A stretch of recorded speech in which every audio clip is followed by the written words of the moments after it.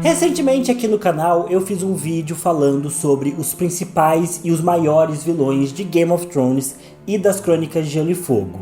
Mas um personagem que entra nessa lista, mas do qual eu acabei não falando tanto, é o Roose Bolton. Afinal, a Casa Bolton rapidamente aproveitou da situação política de Westeros para dar uma espécie de golpe de estado nos Starks e tomar o norte para si, controlando então todo o território. E um questionamento grande que fica para o sexto livro, Os Ventos do Inverno, é o que o Roose Bolton quer fazer agora após ter sofrido essa rápida ascensão ao maior posto de liderança do norte. Por isso, no vídeo de hoje eu vou tentar explorar um pouco de como o Roose Bolton traça seus planos, quais são os métodos que ele usa e como ele conseguiu ascender nessa posição de tão importância no norte, mesmo traindo os Starks, e também teorizar sobre qual pode ser os próximos passos dele no futuro das Crônicas de Gelo e Fogo. E se você ama Game of Thrones e as Crônicas de Gelo e Fogo, não se esquece de deixar o like nesse vídeo, de se inscrever no canal, que aqui a gente fala o tempo todo sobre essa saga maravilhosa, e vem comigo. Aí se a gente falar que eu sou o TH Magaldi. Bom, quando nós vemos o Roose Bolton pela primeira vez dentro dos livros das Crônicas de Gelo e Fogo, ele é um dos muitos lords que respondem ao chamado de Robb Stark ainda no primeiro livro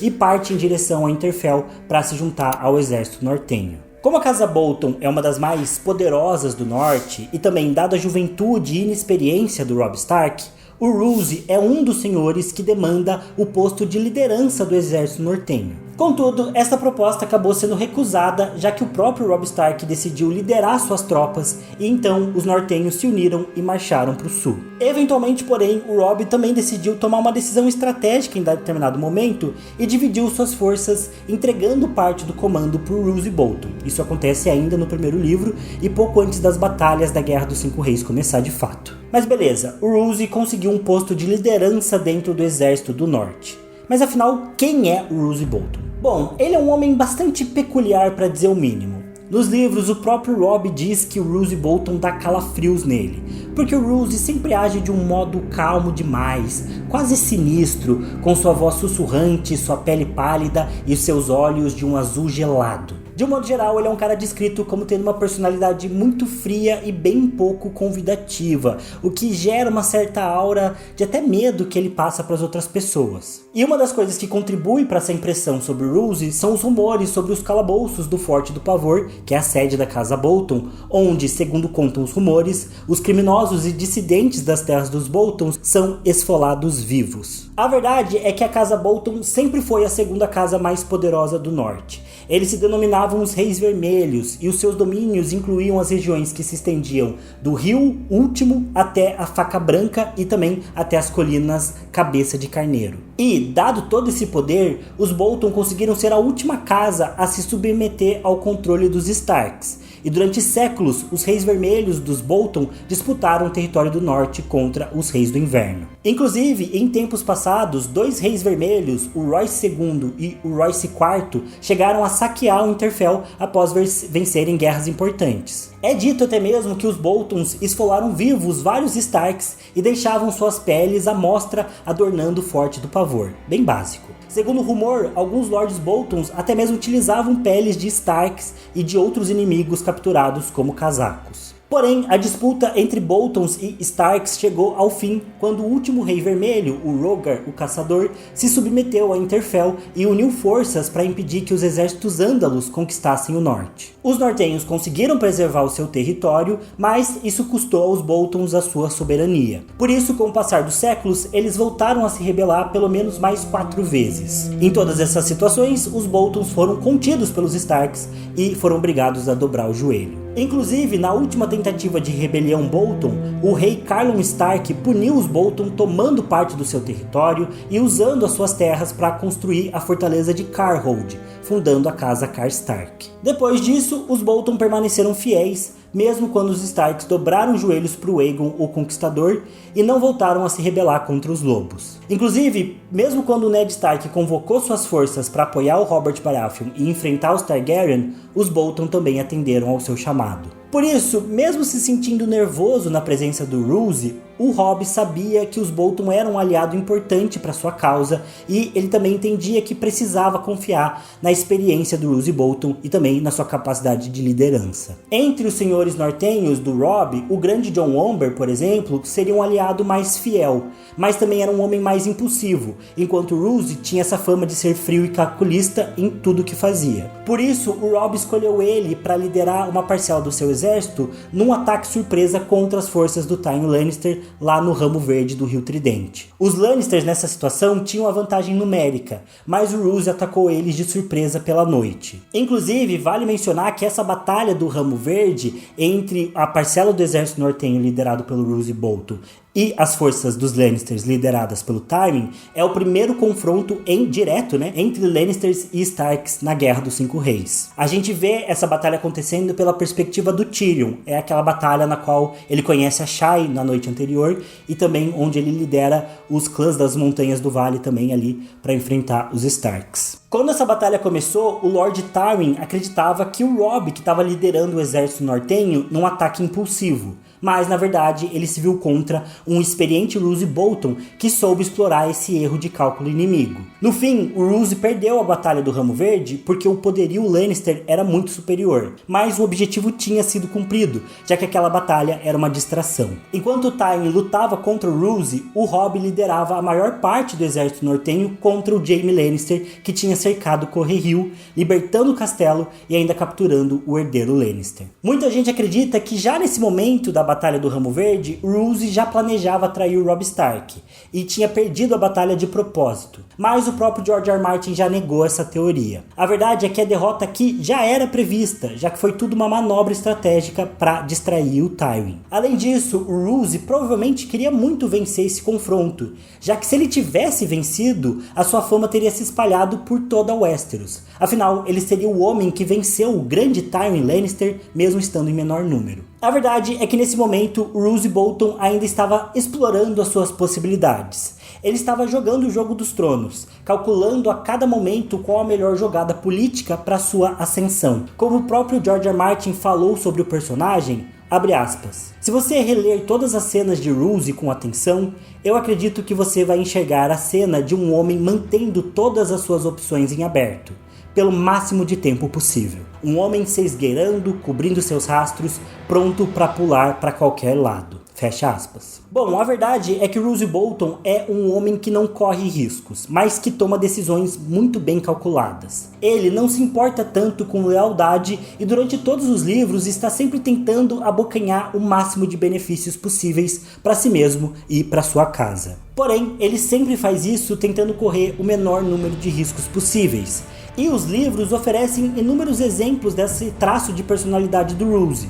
Por exemplo, no Casamento Vermelho, ele vai completamente trajado de armadura completa, já esperando o combate. E também faz o mesmo quando passa pelas terras do Gargalo, usando proteção extra para evitar possíveis flechas envenenadas dos Cranogmanos. Ou mesmo durante o casamento do Ramsay com a falsa Arya lá em Winterfell, a Lady Dustin mostra pro Theon que o Roose apenas comia dos pratos que o Lord Manderly já havia provado, porque ele temia algum tipo de envenenamento. O Roose é ambicioso e precavido. Ele sabe esconder os seus planos até que chegue o momento certeiro para atacar, evitando os riscos e maximizando as suas chances de sucesso. Por isso, mesmo após tantos anos sob o jugo dos Starks, ele foi capaz de reconquistar o norte para a Casa Bolton. Por isso, apesar dele provavelmente não querer trair os Starks desde o início da história, o Roose sempre esteve pronto para aproveitar as oportunidades que surgiriam pelo caminho dentro de uma guerra tão grande que mexia tanto com a política Westerosi. Por exemplo, ele não perdeu a Batalha do Ramo Verde de propósito,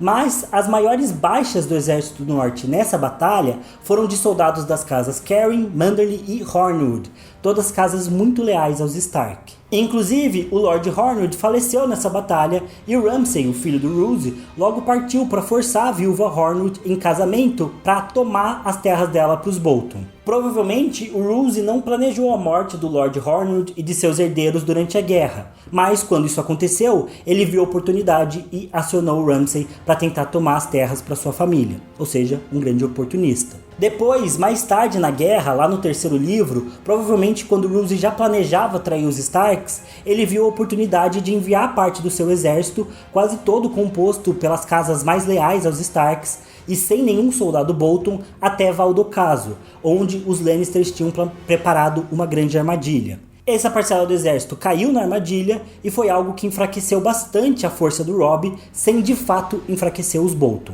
Inclusive, o que provavelmente levou definitivamente os Bolton a traírem o Robb foi o fato de que o Rei do Norte jogou um balde de água fria nas ambições do Roose. Isso porque, assim que o soube da aliança entre o Robb e o Walder Frey, e também da promessa de casamento entre essas duas casas, o Roose também se casou com uma Frey. Isso conectava ele diretamente aos Starks, aumentando sua ligação com a futura família real do norte, né, que agora era composta de Starks e Freys, e o Roose queria estar próximo disso. Porém, quando o Robb quebrou o pacto e se casou com a Jaime Westling, ele jogou um balde de água fria nas ambições do Walder Frey e também nas ambições do Roose, que agora estava casado com uma mulher de uma casa qualquer das terras fluviais, não mais uma mulher que era parte da realeza do norte. E, ao mesmo tempo em que o Robb tomou essa decisão de romper com os Frey, a derrota do Stannis Baratheon lá na Batalha da Água Negra mudou o rumo político da guerra, já que antes os Lannisters estavam divididos em várias frentes. Eles precisavam enfrentar os Starks, o Stannis, o Renly aliado dos Tyrell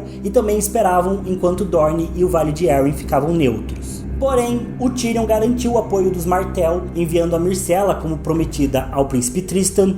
O Stannis matou o Renly e depois foi derrotado lá em Água Negra. E por fim, os Tyrell se aliaram no casamento arranjado entre a Margaery e o Joffrey. Ou seja, rapidamente o jogo virou e os Lannisters assumiram a vantagem, encerrando todas as outras frentes de batalha e podendo focar apenas no norte. Para piorar a situação, o Theon Greyjoy traiu o Robb e tomou o Winterfell e supostamente matou os filhos mais novos da Catelyn, o que fez com que ela libertasse o Jaime sob a promessa de devolver suas filhas no futuro. Então, enquanto nos dois primeiros livros os Lannisters estavam em plena desvantagem e o Robb podia avançar com força, a partir do terceiro livro tudo mudou. Os Lannisters estabilizavam a situação e o Robb passava a enfrentar muitos mais problemas. A união com a Jaime Westling e a perda da aliança com os Frey e com os Karstark foram a gota d'água para o Roose entender que o barco do Rei do Norte estava afundando, e ele não queria ficar no lado perdedor. Quando o Roose Bolton toma posse de Harrenhal, ele já começa a negociar com Tywin Lannister.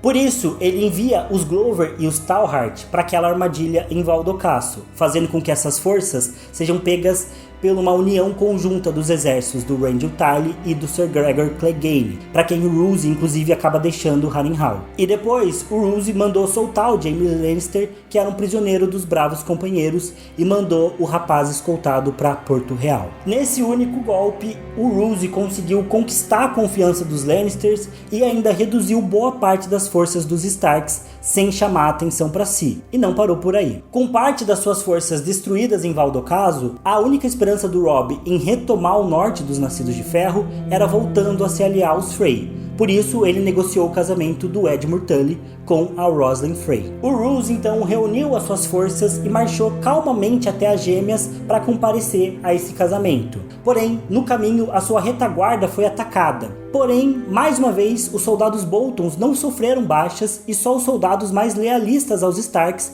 que compunham a retaguarda, acabaram sendo mortos pelo Montanha. Então, o Roose chegou às Gêmeas com seus soldados quase intactos e com a maior parte dos soldados das casas mais leais aos Starks, que formavam seu exército, já mortos. E aí aconteceu o Casamento Vermelho. E é curioso que o Roose é tão precavido que, mesmo ele sendo o maior traidor da casa Stark, a gente associa muito mais o Casamento Vermelho aos Frey. Porém, os Frey até tinham um motivo para trair os Starks. Eles tinham um motivo para querer uma vingança. Mas os Bolton estavam fazendo aquilo apenas por ganância. Enfim, após o casamento, os Bolton retornam ao norte para retomar o território, agora com o aval do Trono de Ferro. E uma figura inusitada surge nesse momento junto dos Bolton: a Arya Stark. Ou, na verdade, a jovem Jane Poole fingindo ser a Arya Stark, já que ninguém sabia a verdadeira aparência da Arya, já que não viam ela há muitos anos lá no norte. A Jane foi entregue aos Bolton pelo Mindinho. E aqui vale mencionar que pro roteiro desse vídeo eu me inspirei bastante no vídeo feito pelo canal gringo In The Deep Geek, que também analisa esses planos de ascensão do Roose Bolton. E nesse ponto ele faz uma observação muito boa, que o Roose e o Mindinho são muito parecidos nos seus métodos. É claro que na personalidade eles são pessoas bem diferentes, mas ambos são bastante precavidos, agindo pelas sombras e sempre respondendo rapidamente às mudanças mais sutis das forças políticas de Westeros. A maior diferença entre os dois, provavelmente, é que o Mindinho cria o caos para poder ascender, enquanto o Roose espera o caos acontecer para aproveitar sua oportunidade. Enfim, de qualquer jeito, o Roose casa o Ramsay com a falsa Arya, garantindo a união da sua casa com os antigos senhores do norte para consolidar sua legitimidade como o novo protetor do território. Além disso, ele consegue o controle de Winterfell, do Forte do Pavor e também de Fosso Cailin, aumentando a dominância sobre todo o território do norte, ainda que diversas casas nortenhas não gostassem muito de ver os Bolton ascendendo dessa forma e roubando o lugar dos Stark. Porém, o herdeiro dos Manderly estava preso pelos Tarly lá em Valdocaso. Grande Jon Umber também acabou preso pelos Frey e os Karstark estavam divididos em uma briga interna pelo poder. E as outras casas nortenhas tinham perdido muita força durante a Guerra dos Cinco Reis para tentar qualquer vingança ou para tentar revidar. Por isso, ao final do quinto livro, a única ameaça aparente para o Roose é, surpreendentemente, o Stannis, que levou suas forças para o norte e pretendia derrotar os Bolton para retomar sua campanha pelo Trono de Ferro com o apoio do Jon Snow, Senhor Comandante da Patrulha da Noite, e retomando o Winterfell. E, é claro, a gente não pode esquecer de outro grande inimigo lá no norte, que é o inverno. Mas, nesse caso, o Roose também tinha vantagem estratégica, porque enquanto ele estava seguro lá em Winterfell, o Stannis estava preso lá fora do castelo, no meio de uma nevasca. Ao final do quinto livro, o foco total do Roose agora é derrotar o Stannis, e assim garantir o controle definitivo do norte. O problema é que em Winterfell estão vários nortenhos presos pela nevasca junto com os Frey, o que começou a gerar fortes tensões pelo castelo, brigas e até mesmo assassinatos misteriosos. Então, mais uma vez, o Roose aproveitou a oportunidade para ganhar uma vantagem estratégica.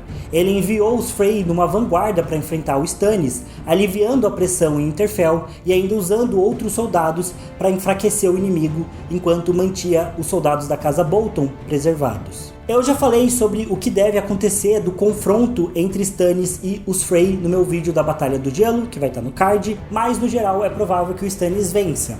Então o Roose ainda vai precisar encarar o único e verdadeiro rei no campo de batalha. E bom, o título do vídeo que trouxe você até aqui é O Grande Plano de Roose Bolton para os Ventos do Inverno. E bom, a verdade é que se você prestou atenção em toda essa análise, talvez você tenha percebido que provavelmente não existe um grande plano por parte dos Bolton. O Roose é um homem calculista, mas os livros deixam bem claro que ele não faz grandes planos mirabolantes como o Tyrion ou o Mindinho fariam, por exemplo. O Roose é um jogador oportunista e eficiente. Ele ataca e muda de lado conforme as oportunidades aparecem. E o problema disso é que muitas vezes uma oportunidade pode se mostrar falsa, mesmo que você seja precavido na jogada. O Roose tomou o norte seguindo especialmente o princípio de que não haviam mais Starks para se opor a ele, o que eventualmente garantiria sua legitimidade uma vez que o Ramsay tivesse filhos com a falsa Arya. Porém, a verdade que a gente, leitor, sabe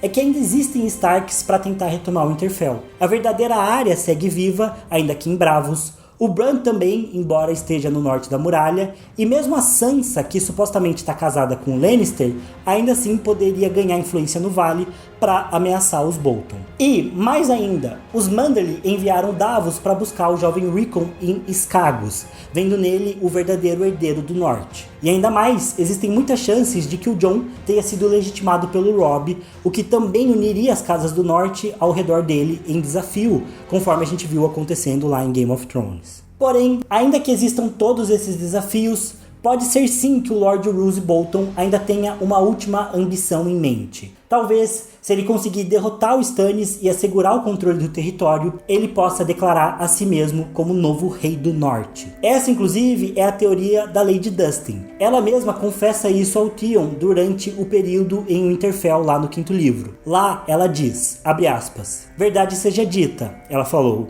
"Lord Bolton aspira mais do que uma mera senhoria. Por que não o rei do norte? Tyrion Lannister está morto, o regicida está mutilado, o duende fugiu. Os Lannisters são uma força gasta. e você foi gentil o suficiente para livrá-lo dos Stark. O velho Valder Frey não fará objeção de que sua pequena Valda Gorda se torne rainha. Porto Branco pode ser um incômodo se Lord Waymond sobreviver à batalha que se aproxima, mas estou quase certa de que não sobreviverá, não mais que Stannis. Roose removerá ambos de seu caminho, como removeu o jovem lobo. Quem mais há?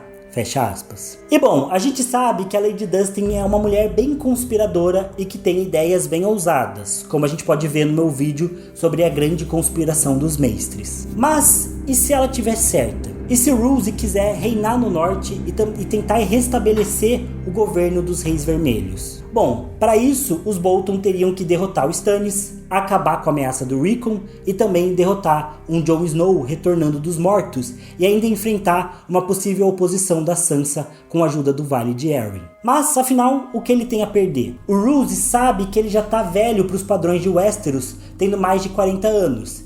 E ele também entende que o Ramsay pode matá-lo a qualquer momento para tentar assumir o seu lugar. Então, talvez aproveitar mais uma oportunidade e assumir os riscos seja tudo o que importa para ele agora. Porém, independente do que acontecer, com certeza a gente vai ver nos Ventos do Inverno uma versão bastante agressiva dos Bolton tentando assegurar o seu domínio no norte a todo custo. E bom, pessoal, esse é o vídeo de hoje. Deixem nos comentários o que vocês acham sobre o Roose Bolton e qual que vai ser o papel dele nos Ventos do Inverno, qual que vai ser o grande plano dele. Ele é um personagem bem interessante, é um cara bem cruel, na verdade. A casa Bolton, como um todo, tem uma história bem cruel, mas eles são, sim, personagens bem interessantes. Então faz bastante sentido teorizar sobre qual que vai ser o papel deles no futuro das crônicas. E é isso. Como eu falei, esse vídeo foi bem inspirado no vídeo do In The Deep Geek, que eu vou deixar também o link pro canal dele na descrição para vocês conferirem. E é isso. Se vocês gostaram, não se esqueçam de deixar o like, de se inscrever no canal se vocês ainda não forem inscritos. E obrigado por assistirem até aqui. Eu vejo vocês no próximo vídeo. Valeu, falou, até mais.